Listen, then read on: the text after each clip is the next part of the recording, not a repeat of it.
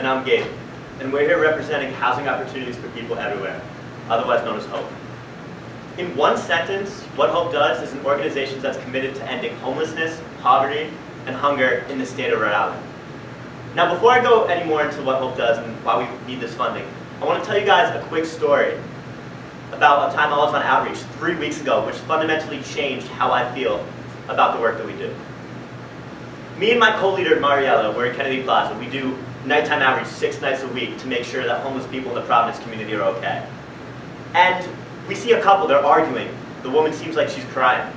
We approached them and asked them if there was anything that we could help them if they had housing for the night. It turned out that couple had got evicted from their housing 3 days ago. And on top of that, they went to the police in the area, and the police said that there was no resources that they could have used.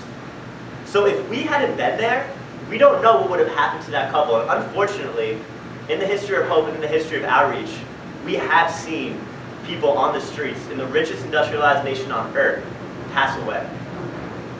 So I want to talk about outreach, and I want to talk about why this is so important and why we need a funding source that's sustainable to make a difference here. We go to Brown University. You know, we pride ourselves on social justice. We have $1 billion endowment.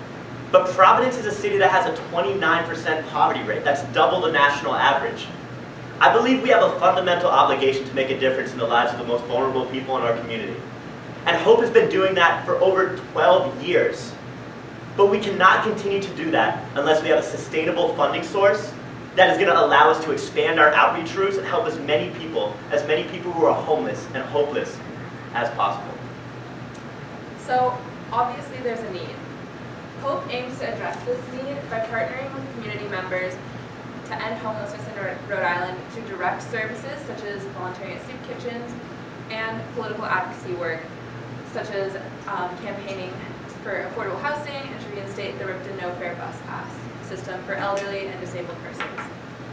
So one of our most consistent and strongest programs, like Gabe mentioned, is outreach, and this bridges these two areas of direct service and political advocacy work.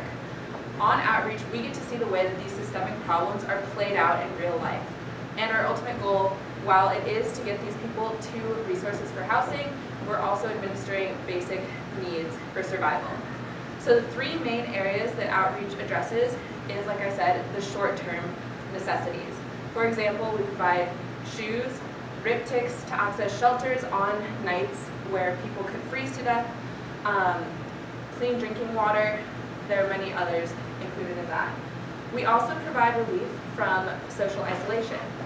When 40% of these individuals who are experiencing homelessness are suffering from mental illnesses as well, this is an absolute necessity. And lastly, we're working to connect these individuals with the long-term support systems needed to move them towards sustainable housing. So that means connecting them with caseworkers, connecting them with organizations that can provide that assistance, and getting them on housing lists. So what is our project and why do we need this funding?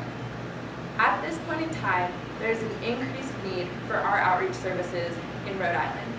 The formerly concentrated population of individuals experiencing homelessness, which was in Kennedy Plaza, has undergone extreme policing and criminalization and has been dispersed across the state. The 2 outreach routes that we're now running are just not sufficient to reach all the people that need our help. We have the manpower. Our number of volunteers has over doubled this year, with upwards of 45 trained outreach workers. The missing puzzle piece is funding for the resources. So, like I said, we need to be able to purchase those riptics, shoes, water, many other items. So that is why we're coming to you, because we need that help gaining that. With this money, we could purchase over 500 bus tickets. We could purchase over 350 Mylar blankets, which would prevent frostbite and hypothermia. Yeah, this is something that fundamentally can change the lives of, hundreds, if not thousands of Rhode Islanders, and the most vulnerable among us. So I just want to reiterate the fact that HOPE is a student-run organization, and we have no ulterior source of funding besides what we can get from Brown University or from fundraising, which takes a lot of time out of our actual outreach activities and helping people. On top of that, we are currently partnered with the Rhode Island Homeless Advocacy Project. It's a group of formerly homeless people that band together to make a difference in their community by, even though they had housing, going back and checking up on everybody who is still living on the streets.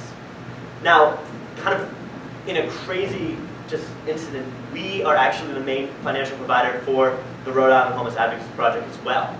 So it's something that not only is going to help the Brown community and not going to only help facilitate communication and connection between Brown students and the homeless populations in Providence and other places in Rhode Island, this is going to help an organization that does amazing work truly make a difference on behalf of the community. So I just want to end with a call for action. We as Brown students can make a difference on behalf of so many lives in the community.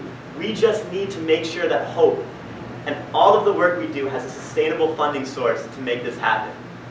I want to thank you all for coming out today, and please vote for HOPE between April 24th and May 6th in the BSA Inspire competition.